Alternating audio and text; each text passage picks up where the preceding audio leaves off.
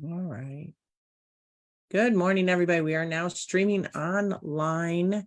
One moment so I can get my my computer up and synced with this live feed. Everybody, good morning. It is October 16th, and we are midway into the month, believe it or not. I can't believe this month has been going by so fast. We have a guest on from the Aurora Public Library, and we'll be bringing her on shortly. But first, I wanted to start off.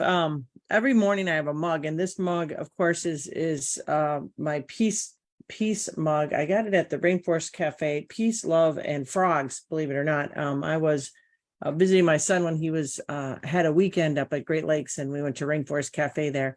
And I think this mug is appropriate today. Given all that's going on. Last week, I discussed and we talked about incidents that are in the area, incidents that have just been very, very nerve-wracking and distraught.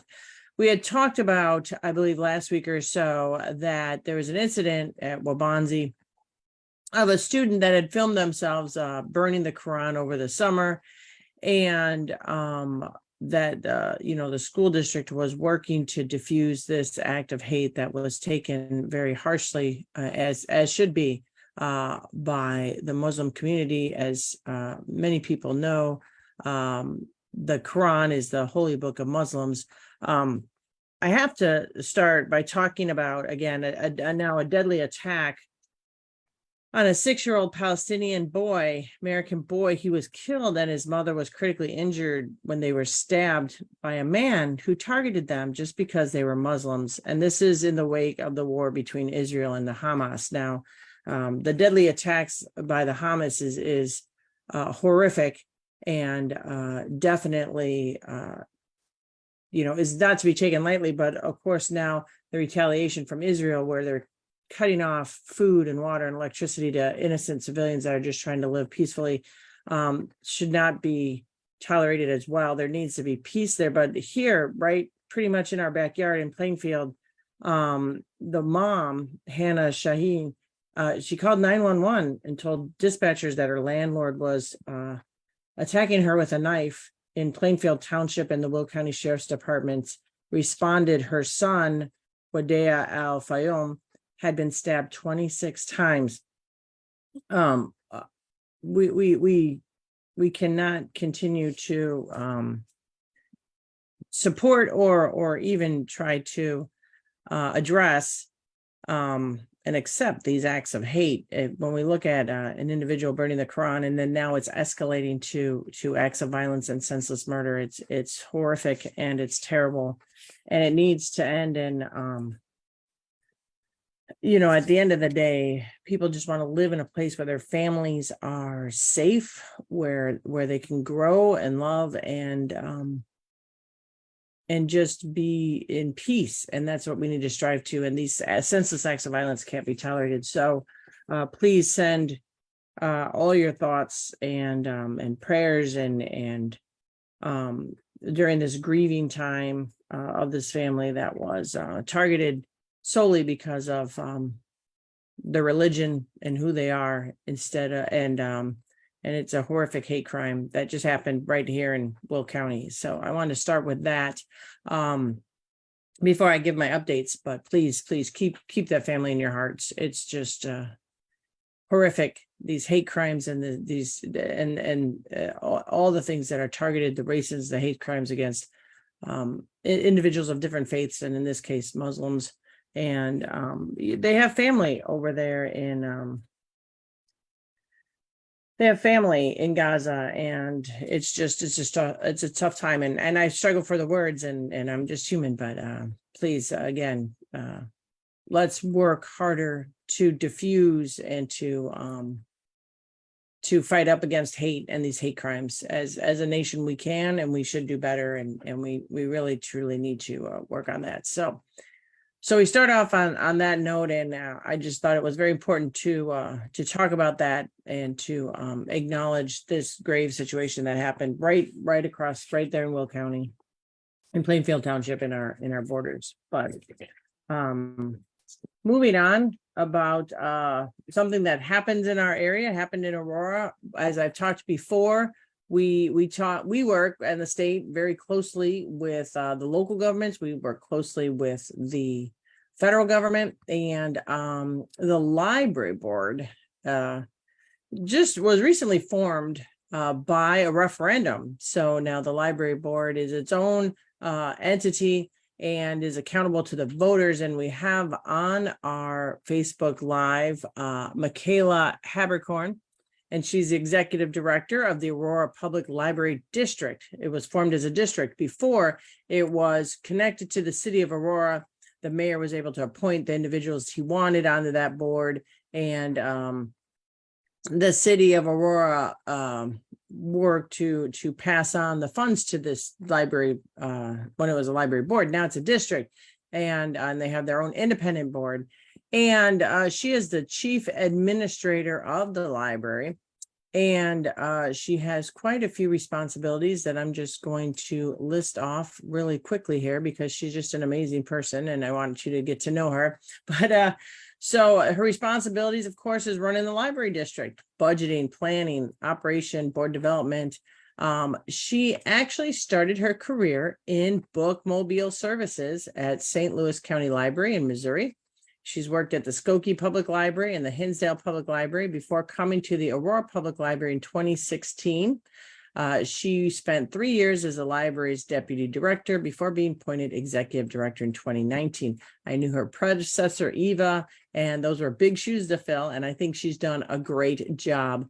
Michaela received her BA from Drake University, her MLS in library science from the University of Missouri Columbia, and she's a member of the American Library Association, the Public Library Association, and the Illinois Library Association. So I will have her come on and give a brief overview of pretty much the Aurora Public Library District and some of the things they're doing, because I know me, my kids are grown. I've kind of become a little detached from the library, but they do a lot of things for kids and adults. And so we're definitely excited to have her on the Zoom. So with that, she should be popping onto the screen. Michaela, come on onto the Zoom. Hi.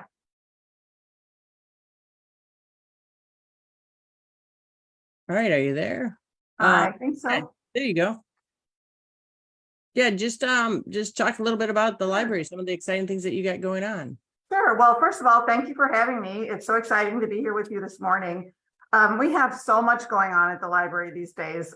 We have come out of the pandemic stronger, better, and people seem to really be ready and willing to be out and doing things. And we've noticed that all of our library usage metrics have just gone way up. There are more people using the library, coming to programs, checking out books.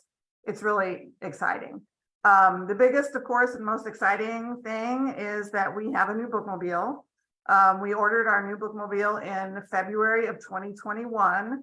And after 32 months of pandemic delays and labor shortages and chip shortages and everything else you can imagine, our new bookmobile arrived on October 2nd, greeted with a pop-up party. We had, 50 or 60 people in the parking lot to see it when it first drove up. And it is beautiful. It's a beautiful, vibrant color that we ask the community to help us choose. The interior is bright and open. It's a wonderful vehicle, and it's a library. It's a library facility, the way we think of it. So that's our biggest news, and I could really talk about that all day, and I can if you want me to keep going, no problem. We also we have a lot of things, fun things for people to do at the library over the next few weeks. Tons of seasonal programs. Halloween is coming up, so we have spooky story times for kids at all 3 locations. November, also known as Dino-Vember in the public library world, follows right after Halloween. And then we have T-Rex tea parties, crafts, story times, activities, all kinds of fun things to do in November. And Diwali comes along, and that's the Festival of Lights. And we have henna art crafts and Rangoli competitions. There's a dance talent show at Areola Road branch. We also celebrate the Day of the Dead for First Friday, and that's November 3rd. There's an ofrenda competition. There's marigold wreath crafts. There's all kinds of fun music and art to enjoy on that day. So there's always a lot going on at the library, and I always encourage everyone to take a look at the flyer that we send to your home every couple of months. We also have all of our information on our website. And while you're in the library, of course, there's lots of information available to see what's going on that suits your particular needs. What else can I tell you, Stephanie? Well, I think that one of the most exciting things is that the bookmobile has been around since 1953. And if you want to give a little bit of history, I know when I was at the library, when we talked about the grant that you received from the state of Illinois, you have these wonderful panels and pictures of the original bookmobile. And so if you have just a little bit of, Sure. a historical, Yeah, I like history, a little bit of a historical sure. perspective on the bookmobile coming to light in 1953. Absolutely. So it is true. We've had bookmobile service since 1953. In the early 1950s, the Illinois State Library piloted a program, and they had a couple of bookmobiles available, and they asked public libraries in the state, "Are you interested in this bookmobile as a loaner?" And so, of course, the Aurora Public Library, very forward thinking even then in the 1950s, said, yes, of course, we would love to borrow this bookmobile.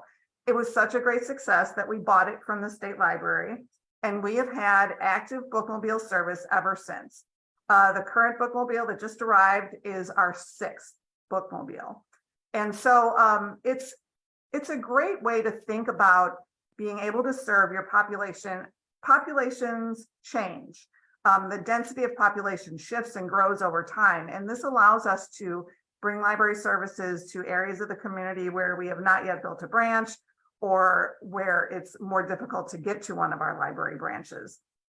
We visit schools, we visit nursing homes, we visit community centers. We're all over town. And we also use the bookmobile to help us celebrate while the city is celebrating. So we show up for parades, farmers markets, national night out, all kinds of big community-wide events. We show up, it's a library, it's sort of a mobile billboard, but usually then whenever we get a chance, we will park somewhere and offer library services, books to check out, story times, crafts, games, whatever we can do in those public spaces. It's bookmobiles have been around for a long time. They used to be horse and buggy in the countryside. We never had that because Aurora has always been a city. But it's a fantastic addition to the services that we can provide through our brick and mortar facilities. And one of the things the new bookmobile has that I noticed is Wi-Fi and computer stations. It does. So when you talk about going to some of these nursing homes and areas that individuals might not have access to computers, now you're actually bringing them, and then it says the ability to print documents. There's so many times people come to my office to say, I don't have a printer, I can't print this out, can we print this out? And so now the bookmobile is available for individuals to print and to use. Could they use Wi-Fi on their tablets there as well?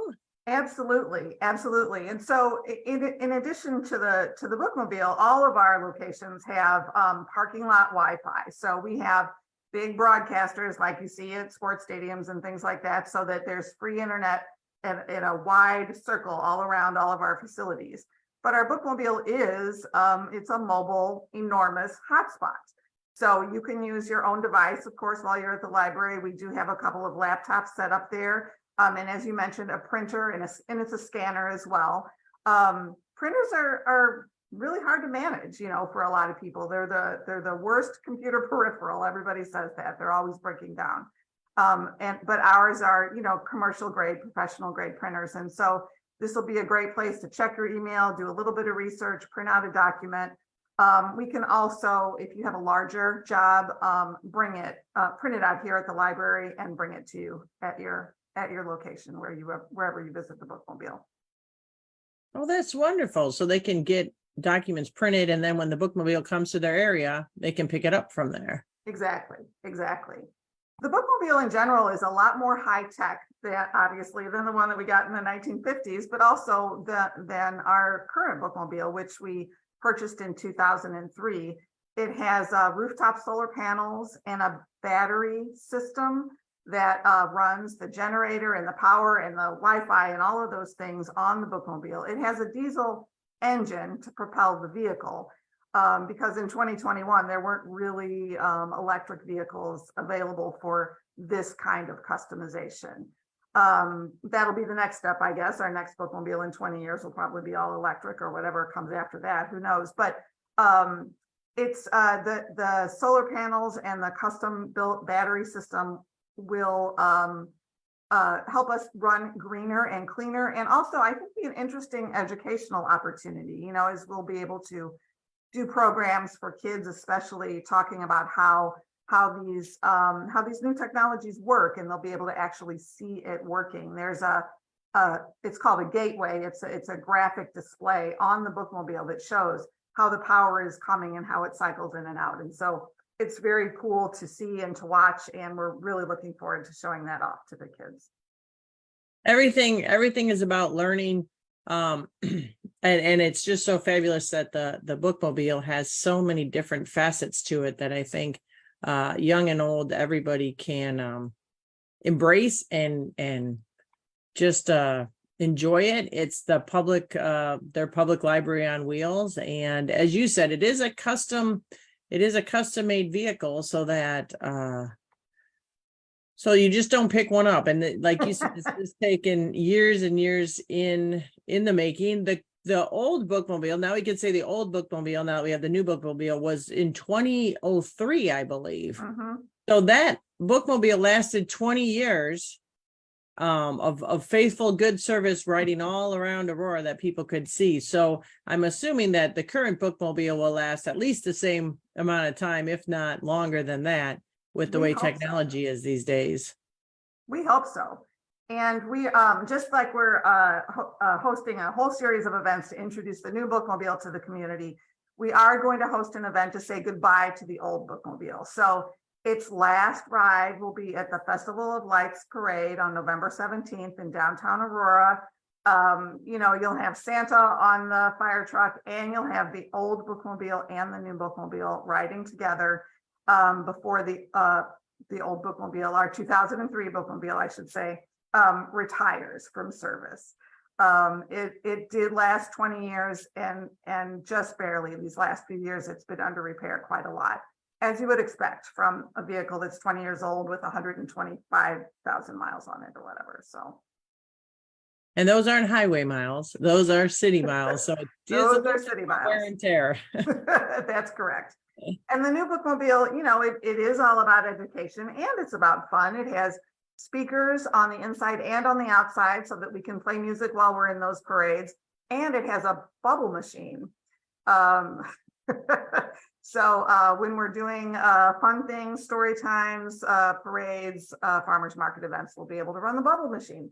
And who doesn't like that? Who doesn't like a good bubble machine, I have to say. And the library has been wonderful. We've always had the bookmobile at our Kid Expo, and a lot of people go through it. I think they keep count, and hundreds of people go through the bookmobile at the Kid Expo, and like you said, farmers markets and other places of visibility for the library. Now, we started on a little solemn note, and we just have to talk about the world that we live in today, which is much different than yours and mine. But libraries, the Aurora Public Library had a bomb threat. We had, I think, 11 libraries with bomb threats. Individuals really being outspoken about literacy, some of the literary works that some individuals don't tend to agree with. And we did in Illinois pass a law that that prohibits book banning, because we want individuals to be able to appreciate whatever literacy, whatever art that they want to read, they should be able to read. So can you just shed a little bit of light on how the library is weathering this time that we're in, and you know, your vision going forward on the role that the library has in our community as a whole, when it comes to educating and providing outreach and resources to individuals. Sure. So as far as the bomb threats go, we did receive 3 bomb threats, and as you mentioned, a bunch of libraries in Northern Illinois all did as well. We have been really fortunate, though, in that we haven't had a lot of the other issues that some of our neighbor libraries have had, as far as repeated challenges and requests to remove books from the collection and protests against programming and things like that. I think that our community in Aurora is very open-minded, open-hearted, welcoming of people who are not like themselves. You know, we that is my experience here in Aurora, that people have open arms. That said, these things are happening in our neighborhood and in our world, and our staff are always on the lookout when parents come to us with worries about what their kids are reading. You know, we talk to them, we listen to them, we listen to their concerns, and then we help them find something that they are more comfortable with. In the challenges that are happening right now, it is mostly adults worried for children. And I think that there is legitimate worry in a lot of these cases. But where I have a problem is when someone wants to decide what someone else's children should be reading. This is the parent's choice. It's an individual choice, and then when children are young, it is for their parents to decide. It's for us in the library to make sure that we have materials that our community is interested in. And it's a big community, it's a diverse community. We are going to have a broad diversity of materials, not all of which are going to be suitable for you and your family. So we'll help you find something that is. And if there's nothing, then we'll find something and we'll buy it and we'll put it in the collection. Libraries are all about access. We want to have something here for everyone in our community. And that's our goal, and that's our professional responsibility. The American Library Association has a Library Bill of Rights, which includes the freedom to read. And that's what we believe in this country, that everyone has the right to read and think and believe what they choose. Well, I couldn't have said it better myself. I just appreciate your leadership in that. And I know a lot of people are concerned as oppressive and mindsets close, that we have a library and an organization with open minds. And I echo what you said. I was an alderman with the city of Aurora, and now a state representative, and I found the community of Aurora, the Fox Valley community, to be very welcoming and supportive of everyone. And I just think that is embodied in the library as well. In the library that we have, you have the main library downtown, and then you have 2 satellite libraries. One is in my district on Eola Road, and the other is on the west side of Aurora. And they are just like you said, open to whomever wants to go in and grab a book, or grab if those that do not stream need a CD.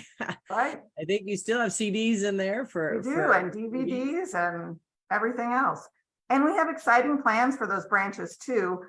Both of them were built in the 1990s, and the way people use libraries and use public facilities has really changed. And so we have plans to renovate both branches. We are in the process of finalizing those plans for Eola Road branch, and we think we may have hard hats in the building by spring, which is very exciting. It's going to be an expansion of the space. There will be more study rooms, dedicated space for teens, a larger program room for children, a larger meeting room for adults. We'll be able to have those big HOA meetings that, people on the east side always want to have at the Eola Road branch. And right now we don't have a room big enough. We will. So that's very, very exciting. We're going to get about halfway through that renovation at the Eola Road branch, and by then it'll be time to start on the west branch. So it's both are really sorely needed. If you visited our branches, they're they're beautiful and we love them, and they just need a little bit of attention. And so that's next up. Now that we have our new bookmobile, that's the next plan, to make those branches more accessible, more friendly, more open to the way people use libraries now. Well, I can certainly say I've had a couple meetings that were at close to capacity in the meeting room at the library. So, but I think that allowing individuals to come together in a safe place is so very important. And the library is, of course, a safe place for individuals to be at, and a welcoming place. And as you said, it's changed. Back in the day when I was growing up, the library was there just to go and check out books and come back. But now, as we mentioned, with the bookmobile and the libraries, the computers and meetings and books and CDs and do you guys still have the microfiche machines? I remember doing research on microfiche and checking out reels and reels of film and printing out pages from back in the day. You know, we do, because there's some information that's still only available that way. We have the entire run of the Aurora Beacon, for instance. And in the 1860s, you know, that those are not digitally available. That's just on microfilm. But the microfilm machines themselves are so much better than they used to be. They're digital readers now. You still have to thread the film on, but you can adjust the image. You can scan it into your email. You can print it out, of course. You just have a lot more options for how you access that information. Even with this technology that is sort of antiquated, there's just better ways to access it now than there ever used to be. So yeah, things have really changed so much. Even something as simple as, you know, we don't have enough outlets at our branches for people to come in and charge their devices while they're using their laptops at the library. You know, so something as simple as that, all the way up to, you know, people want to have maker spaces and really high-tech machines and equipment so that they can do things like that. We're gonna have fill all of those needs at our newly renovated branches. Well, and you just segued it into what I was going to talk about next, is your maker space. I honestly have to say I wasn't aware of your maker space until I got connected with the veterans organization. And they make pens and woodworking and called the shoulders, and they use your maker space to help veterans create and make woodworking pens and items. And I honestly didn't realize you had a maker space. And 3D printers and all that. So do you want to touch a little bit on what exactly is the maker space and how it's utilized by the community? Sure. So the maker space is it's a section. We only have it at Santori now, although we do have some equipment at both branches. But this is a dedicated space at Santori Library that has all kinds of high-tech equipment that you may not be able to have at home, but might still want to be able to use. So we have large format printers, we have laser cutters, and this is what you mentioned earlier. You can design, and we have staff who can help you do these designs too. You can make designs and then use this. It's like a printer, actually, the laser cutter. You can make designs and print them out onto different media, glass or wood or plastic. And so you can make keychains, you can make engraved clocks or plaques. We make all the awards we give out here, and lots of places in the community do that. We do some of those things here. We have a staff member who's very, very creative. She found a way to etch a Thanksgiving turkey on her pumpkin pie. You know, using the laser cutter. So we have those. We have several different 3D printers, so you can design, and businesses do this. They design little prototypes of things. You can design pieces. If you have a quick computer repair, or, you know, if your keyboard needs one of those little feet or something like that, you know, they're hard to buy, you can just print one out. You can make all kinds of things on these 3D printers now. And some of ours are small and sort of very simple, and some are brand new, high tech, bigger. You can make things with resin so that they're hard and durable, or you can just make it with plastic filament so that it is truly more of a prototype sort of situation. So people use us for all kinds of things, for everything from crafts to really high quality, high resolution printing, to prototypes for different things for their business. Anything that you need to make really just one or two of, a makerspace is great to do that. And makerspaces are changing too. A lot of libraries have makerspaces that really focus more on crafts and sort of lower tech things. So makerspaces might have a sewing machine or a Cricut or other crafting sort of things. And anything, the makerspace is a place for your creativity to run wild, really.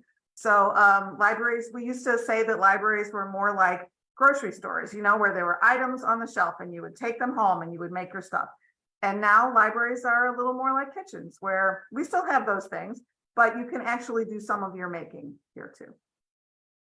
Well, that's a great analogy. I never even heard that. So that really is a great analogy. And I think a lot of people tend to look at knowledge-based learning as only books. But knowledge base is like you said, it's arts, it's craft, it's creativity, it's not just the words on a paper, but it's how people express that. And I know that in the veteran sphere, art therapy and working with mediums is very therapeutic, both mentally and physically, and is a great outlet that you have that as well. And so it's in the library. Is it, where in the library is it? Is it in the basement, the lower level? Where would somebody find the Maker's Mark area? So the makerspace is at the Santori Library. When you come in from the parking lot, it is the first space to your left. It's sort of a little corner. You can see it better from outside, from the Benton Street side. But as soon as you enter, you go down the ramp, you make a hard left, and it's right there. Right now, we, like everyone in the world, have had some staffing challenges, some difficulties getting enough people on staff. So right now, we're only open from noon until close at the makerspace.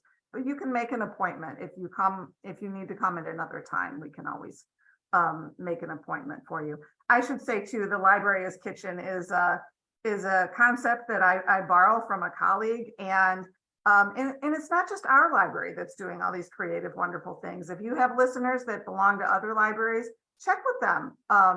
And I think you might be amazed at what libraries are up to these days in terms of creativity, for all ages, including for kids. Learning through play is very important, and most libraries now have spaces for kids to play and learn and interact with each other, and that's so important too.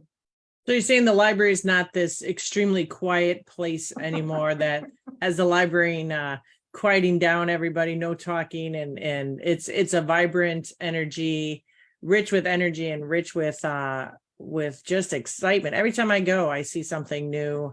From the sculptures to the art that's hanging on from the ceiling to just the displays that you have. Like I said, you have the display of the bookmobile now in the main area. Yeah. It always has just a positive energy when you walk in that's contagious, because everybody's there and they're there to learn and engage. Engaging outside of this technology, we're using this today, but sometimes unplugging and getting away from the computers is enriching in and of itself. I agree. And I will tell you, I've been shushed a lot more than I ever have shushed. It's so easy to get excited about what's going on here. But our role as a community gathering place, as a community hub, is something that's been we in libraries have been thinking about since the 80s, really. And it's really sort of flowered, I think, post-pandemic. It's so important. People want to be with other people, and we can facilitate that. We have spaces for that, and we have lots of programs and things going on where people can get together. We work hard to give our community those spaces, both physical and sort of psychic spaces, psychological spaces. We recently did a community voices project. It's an oral history, and we've done this with veterans too in recent years, where we give people the opportunity to tell their stories, and then it's recorded and written and made available for everyone. The community voices project was specifically delving into people with Hispanic heritage who live in Aurora and their experiences growing up here. And it was absolutely fascinating. We had a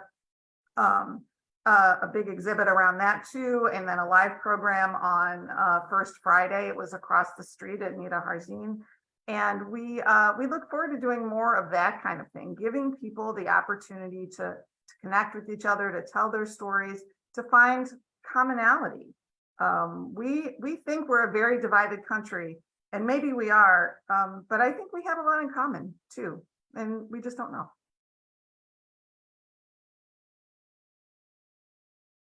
No, I agree. I think that when we break down barriers, we are a lot more alike than we are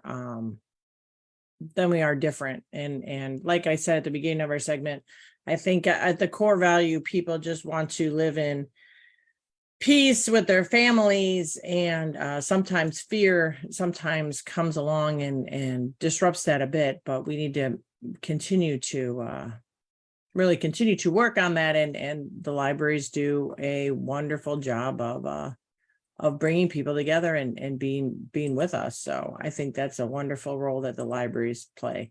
Thank you for saying that. And your support has meant so much to us.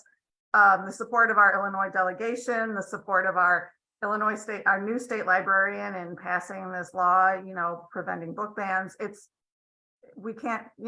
takes a village. We don't do it alone. And we really appreciate your support. And I should mention the very generous grant that the Illinois delegation got for our new bookmobile. Thank you. And that's one of the things that I think it gets sometimes misconstrued in the news is when the state works with entities like the library. State funding goes to help important programs in the community, and it has various names in the media, earmarks and set asides, but at the end of the day, the funding goes to the community and helps the residents in the community. And if the state can step up, this was just in addition to, I believe you did a lot of fundraising and outreach for this bookmobile as well. And there's a lot that the community can do to support the library and the bookmobile. So it's not all just on the state and the local property tax. Am I right? You do a lot as well, again, the community to support the library. We sure do. We had a lot of donations that came when we built this library, the Centauri Library. There's just a tremendous outpouring of community support. The library has a foundation that is a 501c3 and raises funds for us. So we understand that our revenue stream cannot be entirely from tax dollars. It is mostly, but we are always looking for opportunities to partner with our community and with grant makers and with corporations to provide the services that our community really needs. No, that's wonderful. That's wonderful. So of all things, I think the library is a good investment for the community, and you're fiscally responsible by having both support from the community and a bit from the state when we can, and from and you do get tax dollars as well. So individuals will see the line on their tax. Now, even though it's a library district, you're still just serving the residents of the city of Aurora, not unincorporated areas. Or are we looking to try to provide services to those that are in unincorporated areas too? Because my district has city of Aurora and unincorporated Aurora in it as well. Correct. So when we became a district in 2020, the terms of that agreement set our boundaries as the same as the city of Aurora's. The people who are in those areas that are not part of the city are also not part of our library district. We would love to, at some point, extend our services to those areas. That is a referendum that people have to vote for. In the meantime, though, there are a couple of things that people can do. So you can, and this is a state law, you can purchase your library card from your nearest library. So the people in your district, Stephanie, are probably almost all of the Aurora Public Library. So that fee is set by a formula that the state sets. If you are not in a position to pay those fees all at once, we can set you up on a quarterly payment plan. Our foundation also funds scholarships for people in need, so that you pay $25 per year for a card for your household, and then the foundation pays for the rest. And finally, there was legislation passed during the pandemic, again by the state of Illinois, thank you. It's called Cards for Kids. And so families whose children go to a school in Aurora who demonstrate a certain amount of need, for instance, all the kids in District 131, they use the community standards. So all those kids, whether they live in our district or not, are eligible for library cards at no cost. And then honestly, we don't care if their whole family uses it for everything that they want to either. So there are some options. So if you don't have a library card with us and you want one, please come in, talk to us, and we will absolutely do everything that we can to make sure that you get the services that you need. No, and that's just wonderful. And, you know, some of the comments in the Facebook feed is, you know, Bonnie and Gay are thanking you for the great library service that we have. And Bob is on, and Sally is talking about book banning and how it's wonderful that the Aurora Public Library is standing up for the right. As you said, an individual parent can make choices for their individual children, but when other people try to push their views on other families and other children, that's just not right. So I, you know, as a parent of now grown children, we had those discussions as well, and that's proper parenting. But that's right, parents decide. So, well, thank you so much. You had so much to talk about the library, and I'm sure we could go on for hours and hours and hours. I want to give a quick update with the state of Illinois. You're welcome to stay on the Zoom or jump off, but we're just going to give a quick update because next week is veto session. So thank you so much, good. Michaela, and the Aurora Public Library and all the library systems I have Oswego, and I have Naperville, and I have Aurora, and I have a bit of Montgomery. So all the library systems operate the same way. They're open and accessible to the public. They're going to work with individuals in our communities to enrich their lives, to enrich their children's lives, and to be invaluable resource to our society. So thank you so much for joining us today. Thank you. Thank you for the opportunity. Take care. Thank you. Bye. So as I mentioned, we have veto session. Believe it or not, it is coming up next week. We begin October 24th to the 26th. So I can say we have some bills that the governor vetoed. We had talked about those bills as well. I have not really been given an update whether or not how the direction those bills are going to go. I've heard some discussions about some of the bills. There were 5 gubernatorial vetoes. So again, we've talked about this in the past. The General Assembly can override the vetoes. We can accept the language of mandatory vetoes or put the underlying bills as is or with changes on other bills to pass as well. So there's a lot of different discussions going on right now.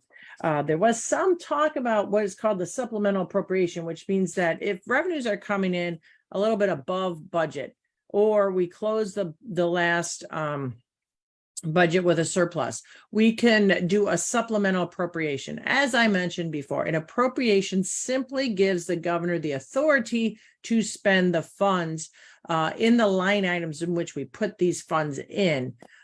Without this supplemental appropriation, the money that sits in the bank, the governor cannot use unless we give approval to. So that's a bit of the checks and balances that we have over the executive branch in our system. Of course, we have the judicial branch, the executive branch, and we're the legislative branch. And so we make the laws and the executive branch executes the laws, but we also pass the budget and appropriate. And then the governor uses those line items up to the dollar amount we appropriate to run the state. There had been some rumors that there is looking at a supplemental appropriation to give the governor some increased line items, but that is been said on the record that will not happen in veto session. It's not anticipated. I guess I would say instead of will not happen, it's not anticipated. Things do change sometimes, situations do change in Springfield, but right now it is the speaker, the governor, they both publicly said that they're not seeking a supplemental appropriation. We have some committee meetings coming up. If you're interested, we have what's called JCAR, the Joint Committee on Administrative Rules, and they will be meeting tomorrow. This is a committee I've talked about in the past. When we pass laws, the laws are fairly broad in scope. And then what happens is that the departments then look at the laws and creates rules on how they can administer the laws as we passed it. So pretty much a standard operating procedure. And what this does is it goes to this Joint Committee on Administrative Rules, or called JCAR. So they meet frequently and they approve the rules that are brought before them by the departments and how to best execute the laws that are passed. On the 18th, there's a House Ethics and Elections Committee. On the 26th, Legislative Audit Commission. And on the 2nd is the Judiciary, House Judiciary, and the House Cybersecurity, Data Analytics, and IT on the important subject of artificial intelligence. I started this segment talking about the attacks of Hamas, along with Israel cutting off food and water and electricity to Gaza. What we are finding is an immense amount of false information out there. And then what we're also looking at is AI writing articles and stories for newspapers and the like. And so I think this is a subject matter worthy of looking into, and I'm glad that these two committees are joining forces and looking into that subject matter. As we're going through the month, we get updates. I get updates on how the different line items and different revenue sources are performing based on where we're at in the year. Now, we just started July 1. So we finished our first quarter, and we're looking back on the quarter. And what we are looking at is, again, the Commission on Government Forecasting and Accountability, COGFA, talked about that before. They put out an annual Wagering in Illinois report that shows that the state's gambling tax revenue climbed to about $2 billion last fiscal year. So we have that benchmark at the end of last fiscal year. Our fiscal year ended June 30th, 2023. And so that's about a 5% increase from the year before. So we look at these markers, and then we look at as we finish the quarter and how we're doing along the way. So we had a pretty good year last year with regards to that. We're also looking at what was called CEJA, which is the Clean Energy Jobs Act, and we are looking at funding for energy contractor incubator programs. So we've seen in the past that these incubator programs are very successful, and so we're looking to create more of these incubator programs, small programs that are designed to assist contractor and looking at areas that are underserved. And so we are putting that out. There's a grant, $21 million for funding these incubator hubs. And so the Department of Commerce and Economic Opportunity are accepting applications today. So qualified entities can apply until December 11th for grants. They can range from $500,000 up to $2 million. So definitely that's something that the notice of funding is out, and those are opportunities, again, that the state is partnering with local businesses, communities in order to create jobs in the area. Now, those who are shifting to department news as well, those that are on Medicare, the open enrollment begins October 15th and runs through December 7th. Now, the Department of Aging, Illinois has a Department of Aging. They work with seniors. We have a senior health insurance plan, SHIP, as well, that we can counsel and assist individuals. So SHIP, Senior Health Insurance Program, provides Medicare counseling at no cost to individuals with Medicare or their family members or caregivers. So that's something that the state does for free. If there are other organizations that are charging for this counseling services, you don't need to pay. The state has that as well. Tech talent. We're looking for tech talent. So we are starting a program. The Department of Innovation and Technology is starting a paid trainee program to build a pipeline for tech talent. So trainees will receive a minimum yearly salary of $54,000 while learning in either cybersecurity, networking, coding, and database. End user computing and enterprise infrastructures with additional classes are available as the program grows. So what we're looking for in the state is building that pipeline of individuals in the technology area. And they will get mentorship opportunities from the employees that are currently in the Department of Information Technology. But they also, hopefully at the end of the program, they're going to be offered a job as well. So we are extending that pipeline so that individuals get on the job training with the state of Illinois. So they are partnering with Lincoln Land Community College to develop the curriculum, and they are hosting the training site in Springfield. The department is also partnering with City Colleges of Chicago to provide a Chicago-based training site and expand the program's reach. So initial classes will start at 20 participants. So that's a great opportunity if you know anybody in the tech industry that they might want to apply for. We're also providing some funding for the Illinois Economic Empowerment Centers program.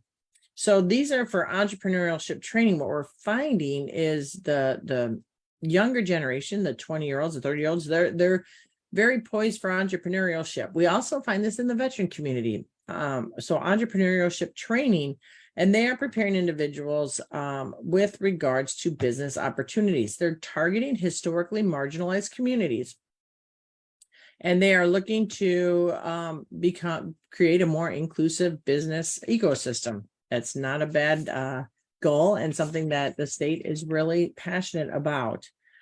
We're also talking about a hub. I might have talked about this last week, a Midwest hydrogen hub. That's pretty cool. The federal government is awarding $1 billion in federal funding for the Midwest Hydrogen Hub. This is where this partnership with the state and the federal government comes into play. It's a network that is enabling decarbonization through strategic hydrogen use and will reduce carbon emission by approximately 3.9 million metric tons per year. Now, this is a multi-state, so believe it or not, states do work together as well.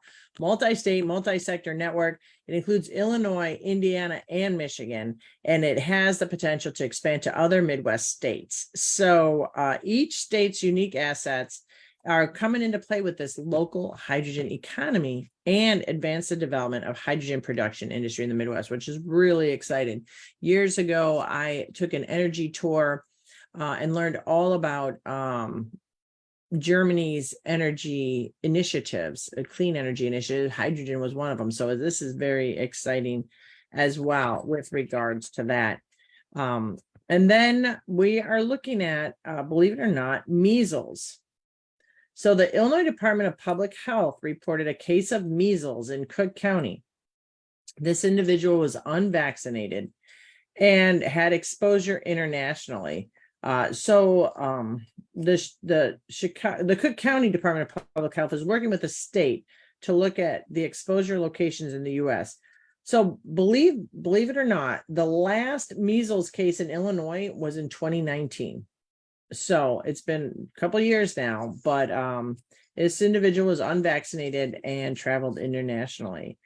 So again, we need to look at the benefit of vaccines and the benefit overall that it's been for our community in really keeping people healthy. And I realize there's a lot on the internet. There's a lot on the internet against vaccines, but they have saved lives, and they really do a really good they're just very vital to the health of our community overall. Other than that, we are looking at food insecurity. We've talked about this before, but it's interesting to know that the health insurers, like Blue Cross Blue Shield and those, they've begun to recognize the importance of nutrition as a way to keep individuals away from expensive hospitals and emergency departments. This is, you want to say this is kind of common sense. If you eat unhealthy food. You might have a tendency to be unhealthy. If you eat healthy food, you know, that's going to help you out. Over the pandemic, this came to light, and how families live paycheck to paycheck. Inexpensive, low quality foods have increased the rate of chronic illnesses, obesity, diabetes, health disease amongst lower income groups. So insurance companies are looking at focusing on food and how the entire healthcare system's interest in food security stems from a part to shift towards value-based care and away from acute fee-for-service care. So it's a really interesting shift in our healthcare, and I think it's pretty exciting that, and it's common sense, but it's nice that health insurers are looking at food and dietary habits do affect an individual's health, which I think is interesting. And then population, we talked about this before. I've talked about this many times. The Illinois' population is shifting. Every state ebbs and flows. People move in, people move out. But we are becoming less rural. So individuals are moving out of mostly Southern Illinois. We had coal plants closed down, and moving up to the more urban area, more educated, excuse me, more foreign born and higher paid, according to new analysis. So the Illinois Economic Policy Institute and the Project for the Middle Class Renewal shows that people who moved out of Illinois were more likely to be younger or from downstate or African American. Those who left Illinois earned lower incomes.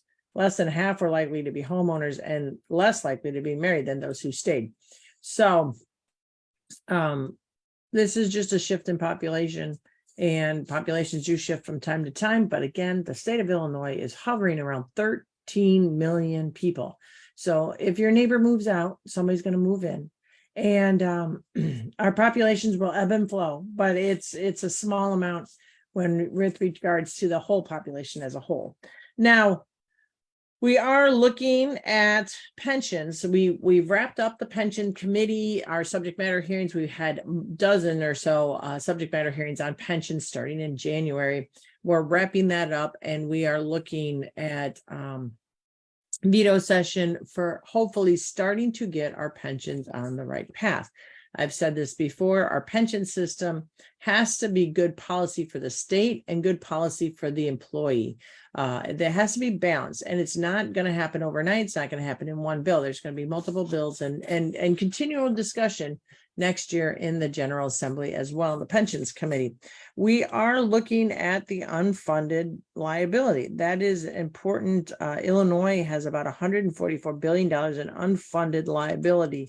Now, when we talk about the unfunded liability, it is an amount that is owed to the pension systems by the state of Illinois. Now, when individuals take out a loan, that is what is called, that is a significant debt to the state of Illinois. What we are looking at with regards to the pension debt is that this is debt that has been noted on the books. It's not necessarily a loan, but we do pay interest on it to the systems, the pension systems. So this is the counting of the shortages of the years that weren't paid on the books that we are working to whittle down. There are several plans out there, and we are working on that unfunded pension liability. We're also in violation of federal law, so we have to change our pension systems with regards to that. In addition to that, we are woefully treating our employees poorly with our pension system. It is inadequate, and our pension benefits for the employees do not match our states, and we are not able to retain employees because of that. So we are working with regards to the pension system to find good policy for the state, good policy for the employees overall, while creating a plan that will start paying down the pension debt for the future. So that is on my docket. So everybody, I hope you enjoyed our guest speaker today. It's been a while since we had a great speaker, and I am just always excited about the library system. Again, I'm going to reiterate that hate has no home here. The tragedy in Plainfield Township, the tragedies abroad with regards to Hamas and Israel and innocent lives being lost is never acceptable, and we definitely need to strive towards peace and respecting and honoring everybody for their differences instead of being hateful and just plain evil. So with that, I hope everybody has a great Monday. And I will be back next Monday. Next Monday is veto week. So then I will head off to Springfield and start working on the items that are on our agenda for Springfield for veto sessions. So with that, take care. Everybody have a great day. Have a wonderful week. And we will talk to you soon. As you notice, if you're on my email list, you notice that I visited the Chicago Veterans Home last week. It was a wonderful visit, and definitely doing all we can as we approach about a month, a little less than a month for Veterans Day. So take care, everybody, and have a great day. And COVID's still out there, so hand sanitize, keep your distance, and if you're not feeling well, stay home. Take care.